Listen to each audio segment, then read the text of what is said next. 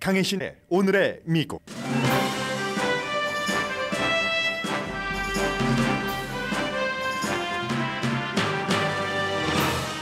미국의 회의적인 정서가 가득한 지금 이민자들은 미국 전통인 낙관주의를 보여준다고 LA타임스가 대대적인 여론조사를 바탕으로 한 기획기사에서 보도했습니다. 이란에 억류됐던 미국인 5명이 한국에 동결된 이란 오일머니를 돌려주고 미국으로 귀국합니다. 공화당은 테러 국가를 독려하는 것이라고 비난합니다. 바이든 대통령은 풀려난 미국인에게는 극도의 고뇌와 고통이 끝난 것이라면서 도움을 준 한국 등에 감사한다고 밝혔습니다. 자동차 노조원 파업 나흘째입니다. 가장 큰 쟁점은 노조는 4년 동안 40% 임금 인상을 요구하고 회사는 20% 인상이 최대 양보선이라고 밝혔습니다. 파업하는 노조원들은 4년 동안 회사 간부의 연봉은 65%가 인상됐다고 비난했고 회사는 근로자 일부를 해고했습니다. 유엔 기후정상회의에 맞춰 화석연료 사용 중단을 요구하는 수만 명이 참여한 시위가 뉴욕에서 주말에 있었습니다. 알렉산드리아 오카시오콜테스와 같은 극좌 정치인들은 바이든 대통령의 오일 시추 정책조차 비난합니다. 캘리포니아주가 화석연료의 위험성을 무시했다는 이유로 세계 최대의 오일 가스 회사를 고소하자 대단한 주목을 받고 있습니다. 게빈 뉴섬 주지사는 오늘은 캘리포니아주에서 사업하는 모든 주요 기업이 직접적으로 간접적으로 온실가스 배출을 하는 것을 모두 공개하도록 하는 획기적인 법안에도 서명할 것이라고 밝혔습니다. 텍사스 휴스턴의 한 교회가 완전히 인공지능이 주도한 예배를 했습니다.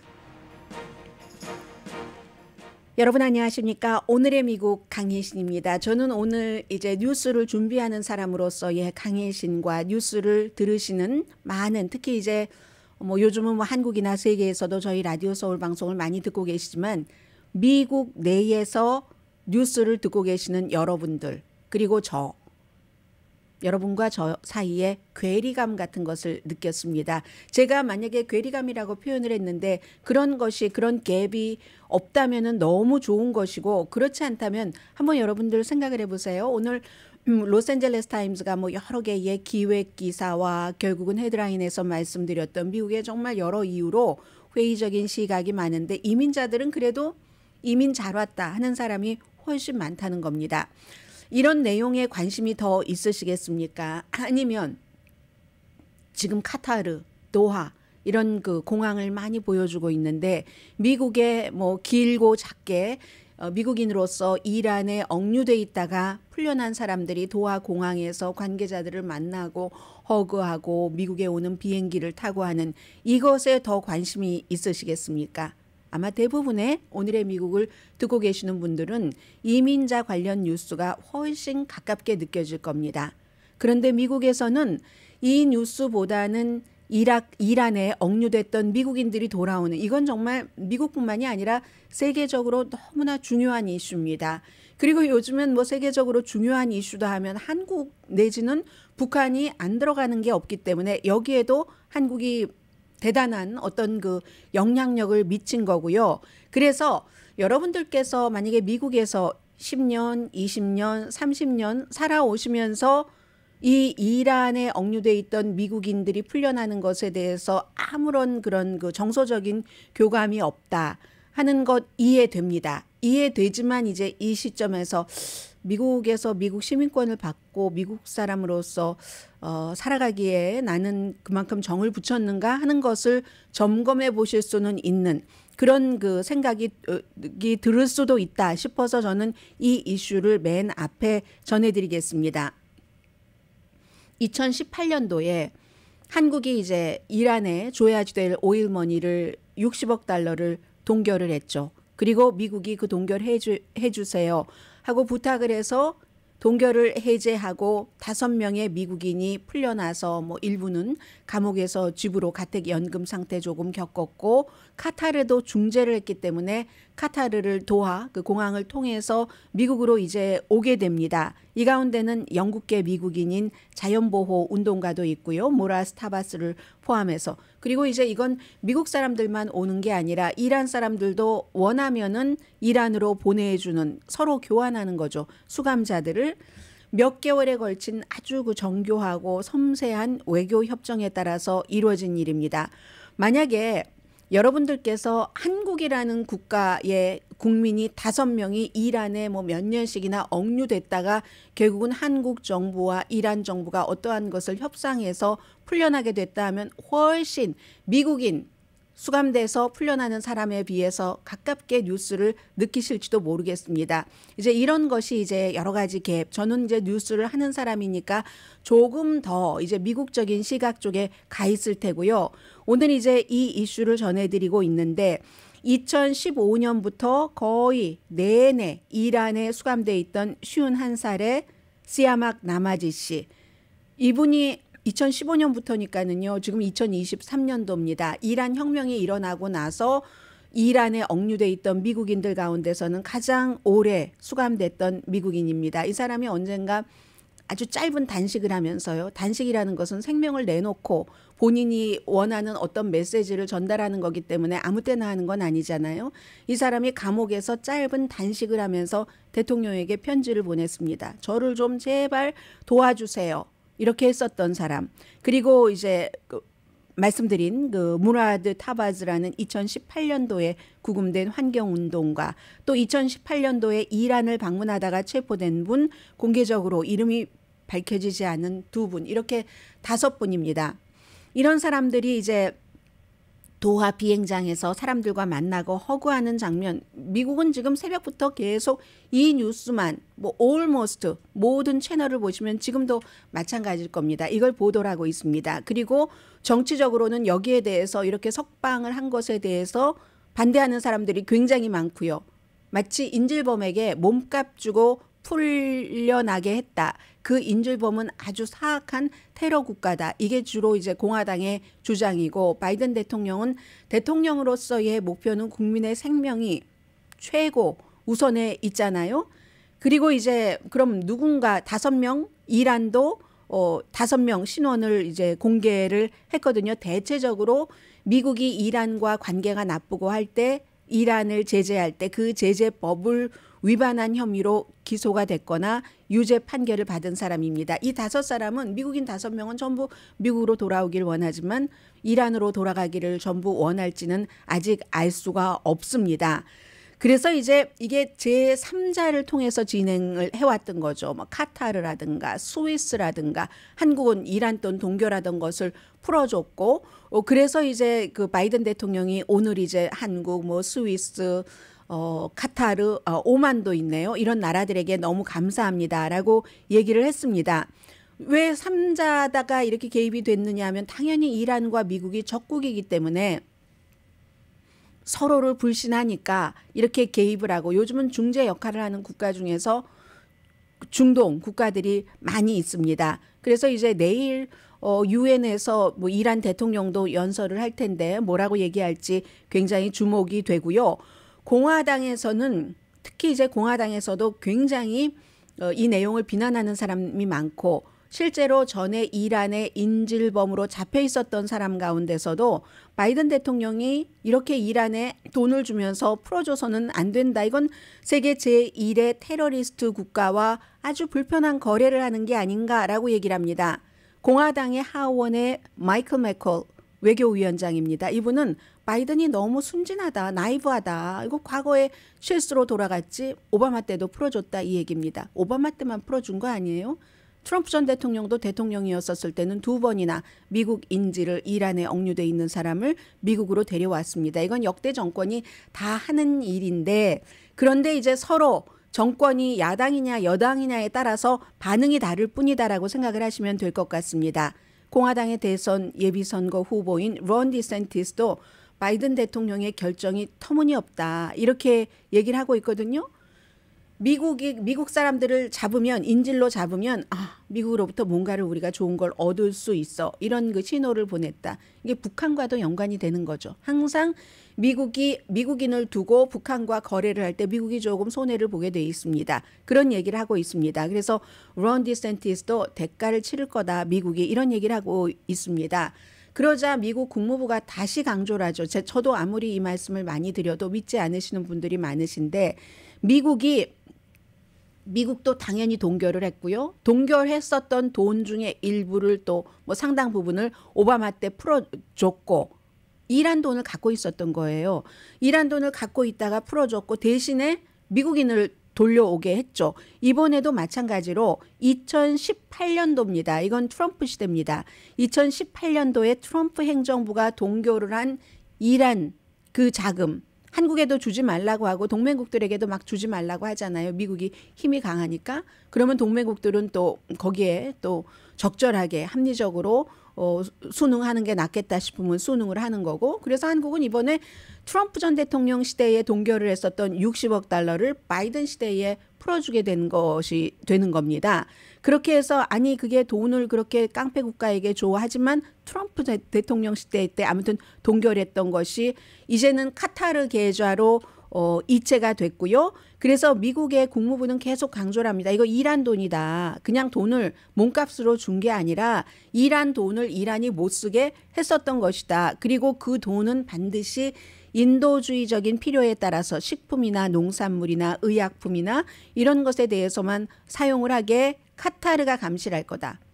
이렇게 국무부가 얘기를 합니다. 그러면 공화당을 포함한 비판가들은 그걸 어떻게 감시를 하는데 미국이 감시하는 게 아니고 카타르라며 그거 불가능해 라고 얘기를 합니다. 그리고 이제 뭐 계속 이렇게 오고 가는 거예요. 닭이 먼저냐 달걀이 먼저냐. 그러자 이제 오늘 다시 좀 전에도 국무장관이 나와서 얘기를 했는데 카타르에 보관된 자금이 언제든지 또 이제 뭔가 다시 회수할 수도 있다. 금방 한꺼번에 다 뭐 60억 달러를 다 쓰라고 오늘 준다는 얘기는 아닙니다. 그런데 또 공화당에서도 그런 얘기를 할 만한 게 지난주에 영국을 포함해서 유럽의 3개국이 이란이 민간용으로는 전혀 사용할 수 없는 고농축 우라늄을 비축하고 있다. 이런 우리가 정황을 잡아냈다 하고 비난을 했습니다. 아무튼 1981년도 이란이 이제 미국 경제 제재 뭐 이런 거 서로 있으면서 78년도에 호메이니 옹의 등장 등등해서 이란과 미국과의 관계는 너무 나빴다가 조금 리셋 버튼을 눌렀다가 뭐 이렇게 하잖아요. 그 관계에서 항상 이란은 틈만 있으면 미국인들을 인질로 잡기도 하고 합니다. 그래서 81년도가 이제 가장 컸었던 거잖아요. 테헤란 주재 미국 대사관에서 인질 52명. 이로 인해서 시작 자체는 레이건 때 됐지만 지미 카러 시대에 풀어주면서도 지미 카러 엄청 수십 년 동안 이제 그거 해결 잘못했다고 욕먹었는데 시작은 레이건 시대에 됐는데요. 그렇게 된 거 이번에도 비슷하네요. 이 돈 자체는 트럼프 시대에 억류됐고 그리고 이제 바이든 시대에 돈을 동결을 풀어주라고 해서 이렇게 되는 이런 건데 그때의 81년도에 52명 인질을 석방하고 나서 5명 이렇게 수감자를 교환하는 것은 가장 많은 규모입니다. 2016년도에 오바마 시대에 그런 그 미국인 4명 석방한 적이 있었고 그리고 미국인 4명을 데려오는 대신에 이런 때 미국이 손해본다고 말씀드렸죠. 당시에는 이란 사람들 7명을 풀어줬습니다. 그때도 공화당의 비난이 굉장했었던 거 저는 기억을 합니다. 그래서 당시에 국무부 장관도 설명을 하느라고 이란인 7명이지만 무슨 이 범죄 혐의 이런 것을 보면은 형평성에 맞는다 뭐 이런 얘기를 많이 했거든요. 그리고 트럼프 행정부도 2019년도에 이란에 3년 동안 억류돼 있던 프린스턴 대학원생 왕 슈에위에 석방하기 위해서 이란 과학자를 석방을 했었고요. 그리고 역시 2020년도 트럼프 전 대통령도 이란이 2년 동안 억류했던 미국 그 해군 그 참전용사 마이클 파이트를 석방하기 위해서 역시 미국은 거의 이제 제재 혐의로 이란 사람을 억류하니까 기소하니까 그렇게 기소된 그 이란계 미국인도 석방을 했습니다. 그래서 이번 협상이 외교적인 돌파구로 이어질지 아니면 지금 유럽의 3개국이 지적을 한 것처럼 이란이 고농축 우라늄을 비축을 계속 할 수 있는가 뭐 이런 경로로 이어질지 확실하지 않겠죠. 확실하지는 않은 거고요. 그리고 뭐 이건 양쪽에 다 승리일 수는 있습니다. 그 정치인들에게는 바이든 대통령에게도 국민을 5명이나 데리고 왔어. 비난은 있지만 이란은 어쩌면 국민보다도 5명 다 안 갈 가능성도 있으니까 60억 달러가 더 도움이 되지 않을까 이렇게 보고 있는 전문가들도 많고 바이든 대통령이 좀 전에 그 성명에서 그 풀려난 미국인들에게는 고뇌, 불확실성, 고통이 끝난 것이다 이렇게 말을 했습니다. 그리고 비난하는 것을 의식을 해서 테란에서 2007년도에 CIA 요원이 임무 도중 실종됐습니다. 그래서 이제 뭐 사망한 게 아닌가 이렇게 추정을 하고 있는데 밥 레빈슨 그 사람에 대해서 더 좀 클리어한 그림을 내놔라 이렇게 얘기를 하면서 미국으로 돌아오지 않은 다른 사람들도 미국은 기억합니다. 이런 얘기를 했고 이란뿐만이 아니라 러시아에 억류돼 있는 미국인 베네수엘라, 시리아 전부 미국이 시리아도 북한과 함께 악의 축이라고 부시 전 대통령이 그렇게 얘기를 했었잖아요. 그런 나라에 억류돼 있는 미국인들을 미국으로 오게 하기 위해서 노력을 계속 할 것이다. 아무튼 이렇게 얘기를 했거든요. 이 문제는 계속 이제 선거와 맞물려서 바이든 못했다, 바이든 잘했다라고 공방이 이어지겠죠. 그런데 한 가지 분명한 것은 그 5분과 그 5분의 가족들에게는 악몽이 끝난 것은 맞죠? 그 감금이라는 게 얼마나 고통스럽고 고독하고 그리고 뭐 알지 못하고 또 잃어버린 날들은 어떻고 삶의 리듬에는 다른 나라의 이란 같은 국가에 억류돼 있다는 게 감옥에 갇혀 있다는 게 믿을 수 없을 정도로 불안함 같은 것을 주는 거잖아요. 적어도 5명의 생명과 그들의 가족 사랑하는 사람들의 그 같은 오늘도 이 순간에 내가 이 맛있는 것을 먹어도 되는가? 그는 감옥에 갇혀 있는데 이런 생각은 하지 않아도 되는 많은 사람들이 있겠구나 하는 그것만은 분명하겠죠.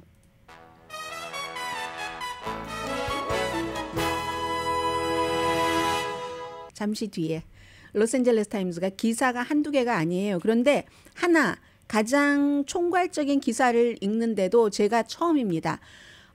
예를 들어서 어떠한 기사가 보도가 됐을 때 방송용으로도 그렇고 신문에서 보도된 것도 그렇고 처음부터 끝까지 완벽하게 꼼꼼하게 점검하지 않고 여러분들께 말씀드린 적이 없습니다. 오늘은 제가 처음으로 기사 분량이 워낙에 많고 그리고 그 기사 분량에서 취재원들이 여기에 한국 분들이 관심이 없으실 만한 그런 분들이 많은데 너무 디테일해요. 너무 디테일하고 너무 길어서 제가 이 기사 하나만 가지고 오늘의 미국 시간을 다 써야지 될 그럴 상황이기 때문에 거기서 요점만 추렸습니다. 이민자 여러분과 한번 비교를 해보세요. 이민 온 곳 잘하셨다고 생각하세요? 아니면 자녀가 제일 듣기 싫어하는 얘기가 이런 얘기입니다. 내가 너희들 때문에 이렇게 와가지고 거기까지만 하시면 좋은데 내 인생은 망가졌어. 여기까지 들으면 정말 자녀에게는 고통이죠. 잠시 뒤에 한번 비교해 보시기 바랍니다.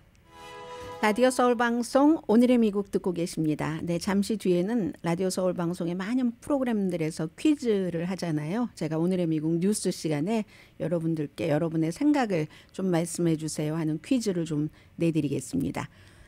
회의적인 시각이 많은 이때 이민자들은 미국의 특징인 낙관주의를 보여주고 있다 해서 여론조사 결과도 얘기하고 그 결과를 뒷받침만한 많은 멕시코에서 이민 오신 분들, 홍콩에서 이민 오신 분 등등 과테말라 이렇게 전부 이제 취재를 해서 했는데 하나 서운한 것은요. 나중에 말씀드릴게요. 제일 앞에는 자매입니다. 2가지 아메리칸 드림, 2가지의 다른 결과 이게 이제 첫 문장인데 마리아와 또 마리아 언니와 동생인데 거의 30년 전에 멕시코에서 미국으로 오셨답니다. 그런데 다 이민 올 때 마찬가지로 더 나은 삶을 살기 위해서 그냥 큰 꿈도 아니었어요. 하루에 그 당시 30년 전이니까 하루에 한 $5 이상만 벌면 좋겠다. 그리고 학교도 다니면 좋겠고 일자리가 있기만 해도 좋겠다.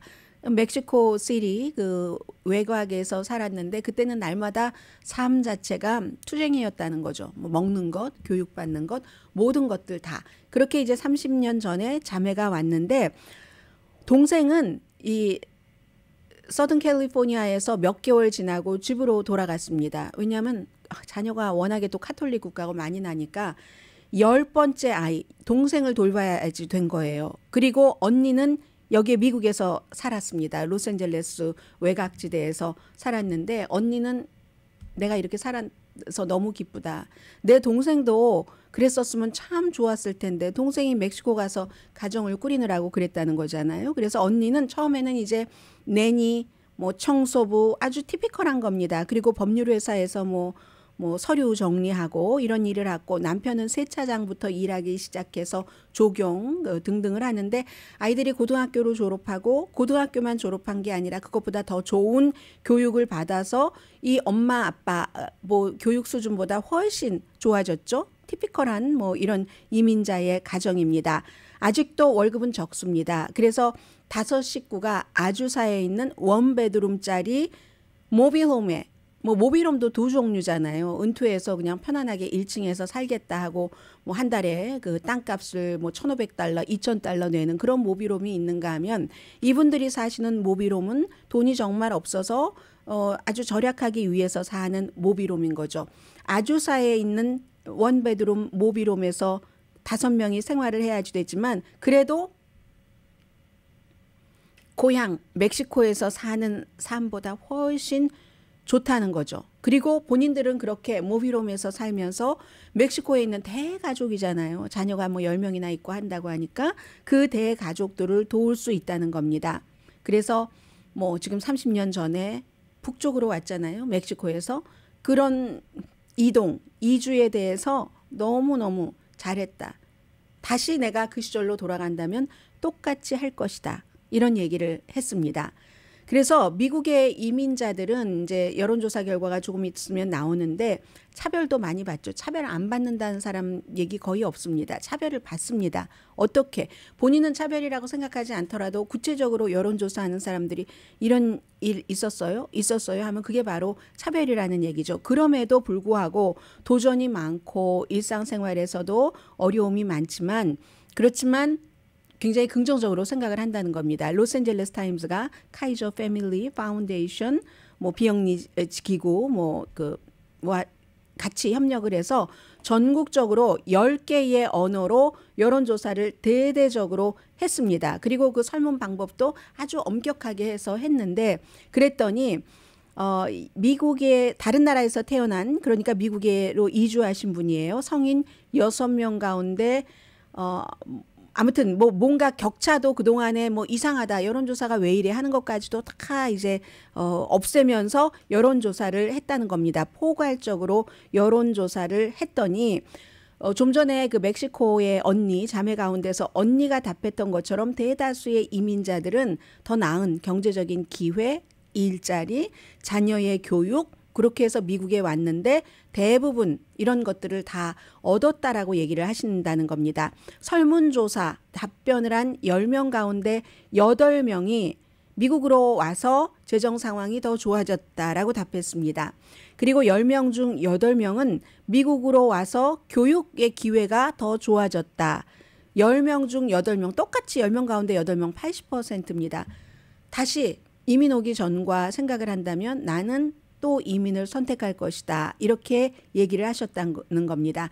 그리고 부모 가운데 10명 가운데 7분이 아예 나보다 우리 자녀가 훨씬 경제력이 낫겠지라고 생각을 한다는 거거든요. 이런 종류의 낙관이 예전에는 미국에서 많이 있었는데 최근에는 미국이 굉장히 회의론이 많아졌잖아요. 특히 수십 년 동안.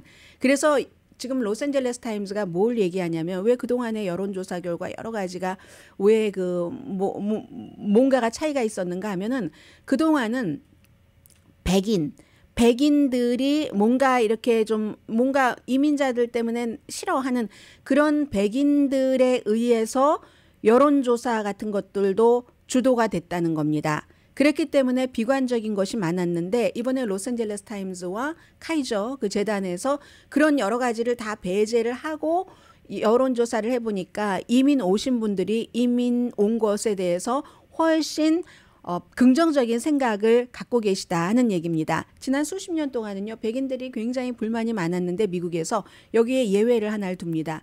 트럼프 시대에는 그렇지 않았대요. 트럼프 시대에는 백인들이 그 회의적인 시각이 좀 줄어들었답니다. 트럼프 전 대통령이 백인 우월주의인데요. 누구나 다 아는 것처럼. 그리고 인종차별주의, 여성 혐오주의 이런 것들을 본인이 말로 노골적으로 많이 표현하니까 그동안에 백인들이 말이야 뭐 엘리트 정치인들은 인간은 뭐 피부색으로 표현하면 안 된다고 하고 이민자들이 미국에 굉장히 필요하고 미국의 일꾼이었다고 하고 하니까 어떻게 말하지 못했던 것들이 트럼프 시대에는 저 이민자들이 내 거 다 가져가고 말이야 하면서 했기 때문에 그때는 백인들이 조금 기분 좋았다는 겁니다. 그런데 그 전후로는 백인들이 굉장히 좀 회의적인 시각을 갖고 있고 그런 바탕에서 여론조사를 했기 때문에 이민자에 관한 것도 뚜렷하게 나오지 않았다. 이번에 로스앤젤레스 타임즈의 여론조사와는 틀리다 하는 뭐 이런 얘기입니다. 그래서 이런 지적들은 합니다. 어떤 지적들이 나오냐면요. 지금 일을 하고 있는 이민자예요. 그 가운데서 47% 거의 반입니다. 일하는 직장에서 적어도 한 가지 정도로 차별을 받았다라고 얘기를 합니다. 거의 반 정도가 뭐 예를 들어서 뭐 직장에서 뭔가 말로서나 뭐로서나 뭐 위협을 받는다던가 이민자이기 때문에 because you are 그 이미그런트이기 때문에 그리고 일하는 시간 자체를 이민자이기 때문에 굉장히 차별을 받았다 하는 것도 있고 심지어는 페이드 안 하고 일을 하게 한다던가 기회 승진의 기회 봉급 인상의 기회 같은 것이 적었다던가 이런 것들을 47%가 그런 걸 받았다라고 얘기를 합니다. 그리고 또 이민자 10명 가운데 4명은 식당 또 경찰과의 접촉 집을 살 때 집을 렌트할 때 미국에서 태어난 사람보다 훨씬 나쁜 대우를 받았다 이런 얘기를 하거든요. 그리고 뭐 요즘 아프리칸 아메리칸 하면 미국에서 태어난 아프리칸 아메리칸뿐만이 아니라 이주를 해온 아프리칸 아메리칸도 있잖아요. 그런 분들은 그 비율이 더 늘어납니다. 55%로. 일반적인 이민자들은 40%인데 그리고 3분의 1은 영어가 아닌 다른 언어를 쓴다는 이유로 비난을 받거나 모욕을 당했다. 그리고 돌아가. 네 나라로 이런 얘기들을 많이 들었다는 그런 지적들도 하고 있습니다. 그래서 2022년도에 미국 시민권을 받은 자메이카 출신의 사이카 페넬씨가 LA타임즈와의 인터뷰에서 본인이 텍사스주 킬린에 살고 있는데 뭐 대부분 많은 백인들은 나에게 친절하게 대하기는 했지만 그러나 미국에서 이런 그 흑인으로 산다는 것은 항상 준비를 해야 된다. 어떠한 차별을 받을 이런 얘기를 했고요. 불공평한 대우를 아주 평범한 상황에서도 불공평한 대우를 받는다는 것이고 또 부동산 중개인이고 엔지니어이기도 한 어떤 그 카바조스라는 분이 어느 날 이제 본인이 살고 있는 동네의 가게에서 물건을 굉장히 많이 사려고 많이 이렇게 해서 그 카운터에 옮겨놨더니 그 계산대에 올려놨더니 계산하는 사람이 아니 이걸 다 낼 돈이 있어? 이렇게 얘기를 하더라는 거예요. 그래서 내가 만약에 백인이었다면 이 그 캐셔가 나에게 너 이 돈, 요 물건 다 물건값 지불할 돈이 있어? 라는 질문을 하지 않았을 것이라고 생각을 합니다. 그래서 딱 그 눈을 뜨고 나의 구매력을 내 경제력을 과소평가하고 있군요 하고는 그냥 두고 나왔다. 이런 얘기들. 그리고 그 뒤에 이제 수없이 이제 그 많은 사람들의 예를 쭉 들었는데 제가 앞에 말씀드렸잖아요. 여기 코리안 아메리칸 예가 있었으면 좋겠다 싶은데 요즘에 로스앤젤레스 타임즈에 코리안 아메리칸에 관한 기사가 너무 많기 때문인지 이 기사를 4명의 기자들이 작성을 했거든요. 코리안 아메리칸 정박 기자를 포함해서. 그런데 코리안 아메리칸은 없었고 대신에 이제 홍콩에서 이주해온 왕이든가요? 그런 라스트 네임의 분을 인터뷰를 해서 역시 그 동양인이니까 교육에 대한 여러 가지 이런 것을 얘기를 했는데 그러니까 이 기사도 결국은 말해주는 거잖아요. 이민 온 것이 잘 됐다. 잘했다라고는 생각은 하지만 그러나 그 좋은 게 있으면 나쁜 게 있잖아요. 어느 정도의 차별은 여전히 미국에서 존재한다. 그런 그 로스앤젤레스 타임즈 기사고요. 저는 이거 한 가지만 말씀드렸지만 오늘 뭐 칼럼으로도 뭐로도 많습니다. 이 여론조사를 바탕으로 이민자들은 미국의 경제에 필요하다 이런 기사도 있고요. 시간이 있고 관심이 있으신 분들은 오늘 로스앤젤레스 타임즈를 읽어보시기 바랍니다. 미국 사람들이 회의적인 시각을 갖고 있는 몇 가지들이 있는데 그게 뭐 이런 것들 아닐까요? 지금 뭐 말로써 말 공격이잖아요. 오늘 아침에 이제 특히 새로 나오는 뉴스는 트럼프 전 대통령이 론 디센티스 플로리다 주지사를 비난을 하는데 플로리다주에서 임신 6주일 이후면은 낙태를 금지하는 그런 법안이 만들어졌고 주지사가 서명을 해서 법으로 됐다. 그리고 고로 주지사가 실수한 거다. 임신 6주일 이후에 뭐 낙태를 금지한다고 트럼프 전 대통령이 이렇게 본인의 이제 예비 선거 라이벌을 비난을 했거든요. 그러면 사람들이 물어보잖아요. 그럼 당신의 안은 무엇입니까? 말하지 않습니다. 어찌 보면 영리하다고도 볼 수 있는 거죠. 정치적으로. 재고 있는 거예요.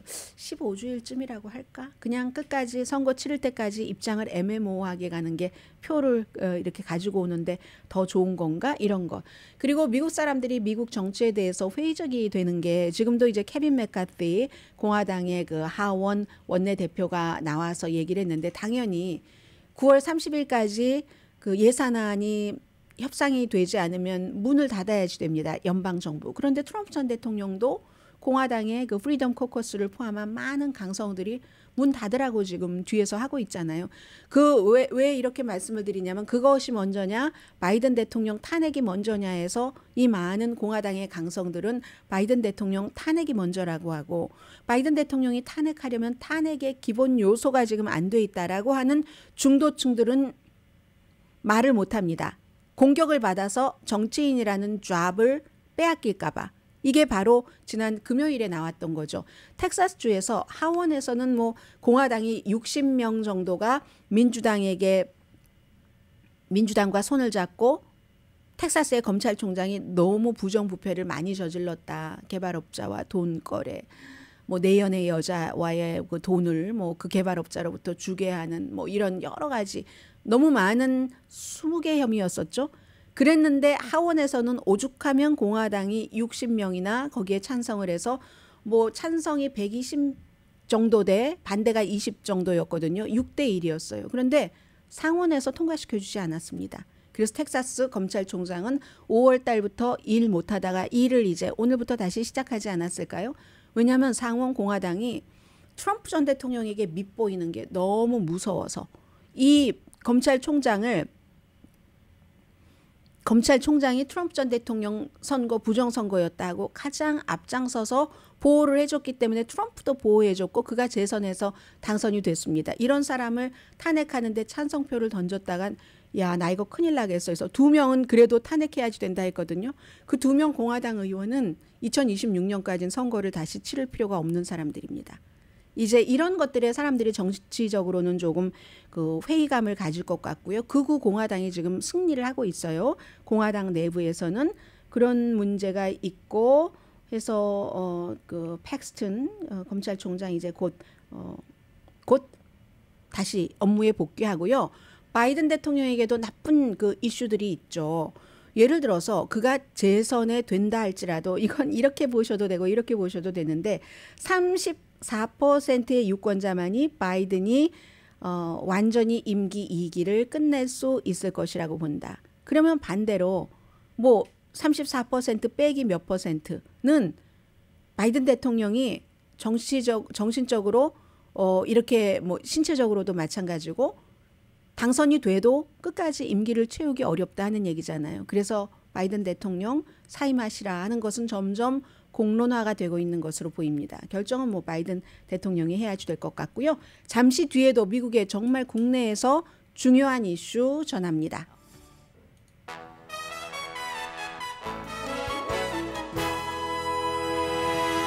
라디오 서울 방송 오늘의 미국 듣고 계십니다. 미국 자동차 그 노조 파업 나흘째인데요. 이 자동차 노조 파업도 팬데믹과 연관이 있습니다. 지금 이 시점에는 팬데믹과 연관이 있는 두 가지를 보도를 해드릴 텐데 팬데믹 때 어땠습니까? 공급망이 엄청 나빠서 자동차 값은 뭐 저 뒤로 나앉아 있으라고 하고 자동차가 있지도 않았잖아요. 그런데 그 이후에 그전에는 어떻게 자동차를 생산했냐면은 자동차를 많이 생산합니다. 경쟁도 있고 하니까 일단 사람들이 물건 주세요 하는데 물건 없으면 안 되잖아요. 많이 생산해 놓고 엄청나게 나중에 세일을 하죠. 그런 방식이었는데 팬데믹 때는 그게 안 돼요. 필요한 것도 못 만드는 겁니다. 공급망이 딱 그 막혀버렸기 때문에. 그래서 그때 시작된 그것을 가지고 계속 팬데믹 이후에도 온 거죠. 그러니까 이제 뭐 중고차도 뭐 새로운 자동차도 지금 새 자동차도 역시 2019년 팬데믹 있기 직전인 12월 달과 비교하면 23%가 올라갔거든요. 8월 달에 새로운 자동차 값도. 그래서 재고는 줄어들고 가격은 올라가고 그러면 자동차 회사는 어떻게 했습니까? 자동차를 전보다 덜 만듭니다. 덜 만들어도 이유는 많습니다. 덜 만들면 직원은 덜 필요하다는 거고 관리할 때 헤데익도 덜하다는 것이고 이유는 많습니다. 이윤이 많아서 그 이윤을 CEO들에게 많이 배분을 했다는 겁니다. 지난 4년 동안 CEO의 연봉이 65%가 늘어났다고 얘기를 합니다. 그러면 그 사이에 그러면 4년 동안에 그렇게 많은 것이 늘어났는데 왜 우리에게는 그것을 해주지 않느냐 뿐만이 아니라 오바마 시대에 그 뭐 too big to fail 해서 재정 사태가 있었을 때 우리 봉급 다 내려놓고 다시 안 올리지 않았는가. 그런데 CEO들은 올리지 않았는가. 지난 4년 동안 65% 이게 지금 관건인 겁니다. 노조들의 주장은 그 격차를 수입의 격차를 줄여라. 자동차 수익성이 그렇게 높은데 왜 이러느냐. 이게 이제 전미 자동차 협회가 그렇기 때문에 4년 동안 그동안 못했던 것 40% 올려라 라고 하니까 회사는 20%까지는 해보겠어. 그러다가도 그보다 더 하겠죠. 이젠 20%나 한다는 것도 역사적이잖아요. 왜 그러겠어요. 그 사이에 직원들은 안 올리고 CEO들은 엄청나게 폭리를 취했으니까. 그러니까 20%가 나오는 건데 그러면서 회사가 없으면 당신들 일자리 없습니다 하는 걸 보여줍니다. 포드가 600명에게 나오지 마세요. 저 사람들이 파업하니까 일하실 거 없네요. 그리고 또 어디도 뭐 어딘가요? 제너럴 모터스인가요? 2,000명에게 해고될 수도 있겠네요. 저렇게 계속 파업하면은요. 이렇게 얘기를 하고 있는 겁니다. 그래서 이제 이 보통 때는 이제 뭐 공장이 쉬면은 100%는 아니지만 그 100% 받는 사람도 있고 오피스 잡 같은 경우 뭐 일을 안 해도 공장이 뭐 공급망 때문에 그렇다 하는 경우는 조금은 주는데 이번에는 파업했기 때문에 전혀 주지 않고 노조에서 1인당 $500씩을 준다고 하고 있거든요. 그리고 자동차 회사는 우리 지금 경쟁해야지 된다. 세계와 테슬라나 현대는 노조 없다. 미국에서 만드는데 그런데 어떻게 할 수 있겠는가. 전기 자동차에 엄청나게 투자가 들어간다라고 얘기를 합니다. 자동차 회사가 없어질 수도 있어. 이렇게 얘기를 하고 그러면 노조에서는 아니 그러면 CEO도 좀 적게 가져가시던가. 이래서 이제 이걸 어떻게 해결할 것인가. 바이든이 노동부 장관 대행도 보냈고 그리고 이제 바이든 대통령에게 좀 도움을 받아서 당선된 뭐 펜실베니아의 그 존 페러만 의원도 현장에 가서 지지하고 뭐 바이든 대통령은 14년 전에 그렇게 해서 고통 분담을 같이 했는데 지금은 그 CEO들은 봉급이 많아지고 밑에서 일한 사람들은 뭐 지난 4년 동안 굉장히 적게 받은 사람들도 있던데요. 그런 거는 이제 지금은 메이크업 해줘야지 되는 거다. 뭐 이런 메시지를 발표를 하고 하는데 어떻게 될지는 알 수 없는 거죠. 그리고 지금 그 노조 측에서는 자동차를 만드는데 인건비는 뭐 4%에서 5%밖에 안 들어간다고 하거든요. 이건 제가 오늘 아침에 출근하면서 NPR 방송과 인터뷰를 하는 그 노조협회 회장의 얘기를 들은 거기 때문에 정확한지는 모르겠습니다만 회사에서는 다른 얘기를 할지 모르겠습니다만 이 사람은 4%에서 5% 나머지는 뭐 여러 가지 있잖아요. 뭐 부품도 있을 테고 광고비도 있을 테고 로비스트의 로비 그리고 제일 많은 건 CEO의 연봉이겠죠. 그래서 그런 게 있고요. 그리고 텍사스 휴스턴이 아니네요. 어스틴 북부에 있는 바이올렛 크라운 시티 교회가 어제 완전히 100% 인공지능이 주도한 예배를 드렸답니다. 목사님 뵈니까 제가 나이는 확인해 보지 않았는데 중년 이상의 목사셨거든요. 그런데 이 목사도 한 데는 다 이유가 있겠죠. 전적으로 AI가 만든 주일 예배를 했는데 제이 쿠퍼 목사입니다.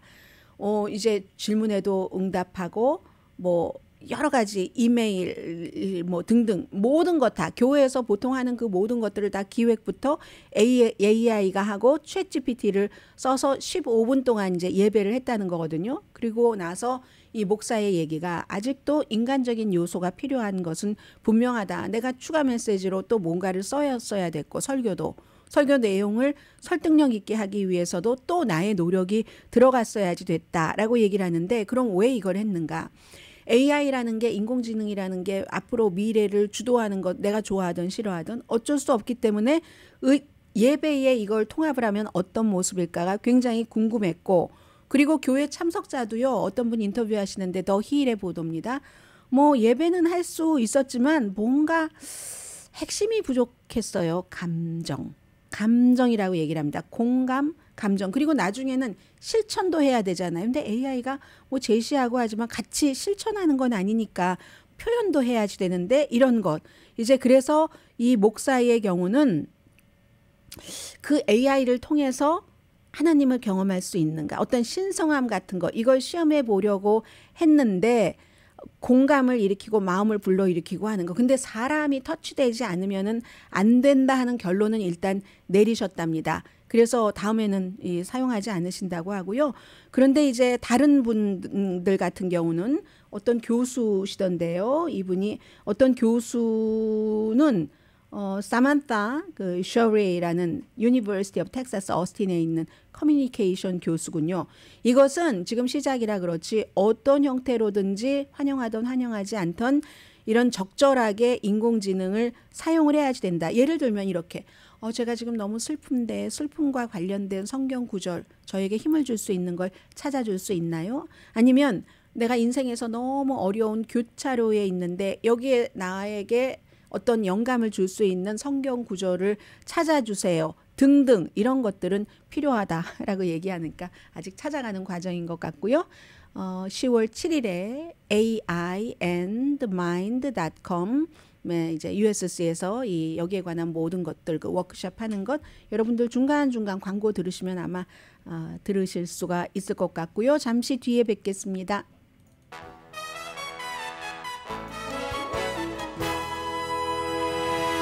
라디오 서울 방송 오늘의 미국 듣고 계십니다. 캘리포니아주가 미국과 세계의 여러 가지를 탁 주도해가는 주인 것 맞습니다. 어제 이제 캘리포니아주의 검찰총장이 아주 큰 에너지 회사를 고소를 했고 오늘은 주지사가 관련 발표를 했습니다.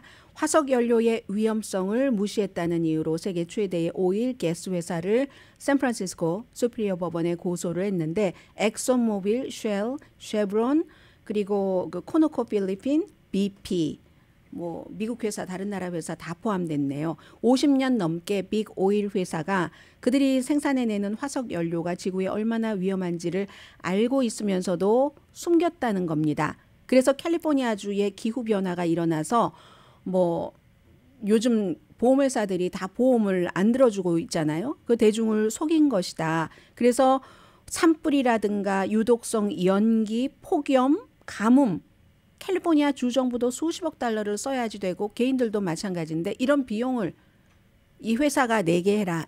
이게 135페이지 분량의 고소장의 목표입니다. 기업들은 적어도 1960년대부터 이미 알고 있었다는 거예요. 이런 회사의 과학자들이 기후재앙이 대단할 것이다 하는 것을 알면서도 오히려 70년대부터는 그렇지 않다. 하고는 이제 그 가짜야 뭐 혹스야 이게 트럼프 전 대통령과 비벡 라마스와미가 하는 얘기잖아요. 기후변화는 혹스야라고 얘기하는 그런 허위 캠페인을 했기 때문에 점점 피해가 커졌으니까 이제 나머지 그 처리해야지 되는 비용을 이런 회사가 내라 하는 거거든요. 그리고 나서 오늘 게빈 뉴섬 주지사가 이제 그 기업의 데이터 책임법이라고 상원에서 통과된 상원 253 여기에 대해서 서명을 하겠다. 이건 이제 캘리포니아주의 공기 대기 자원위원회가 캘리포니아주에서 사업을 하는 근데 큰 회사예요. 한 그 연간 수익이 10억 달러 이상 되는 회사가 오염을 얼마나 배출하는가 하는 것을 전부 그 온실가스 직접적인 것, 간접적인 배출량을 전부 공개해라. 5,300개가 넘는 기업이 있다 하는 게 이제 캘리포니아주거든요. 캘리포니아주 이거 너무 극단적이다 하는 사람들도 많고 그게 바로 이제 캘리포니아주의 특성이기도 하고요.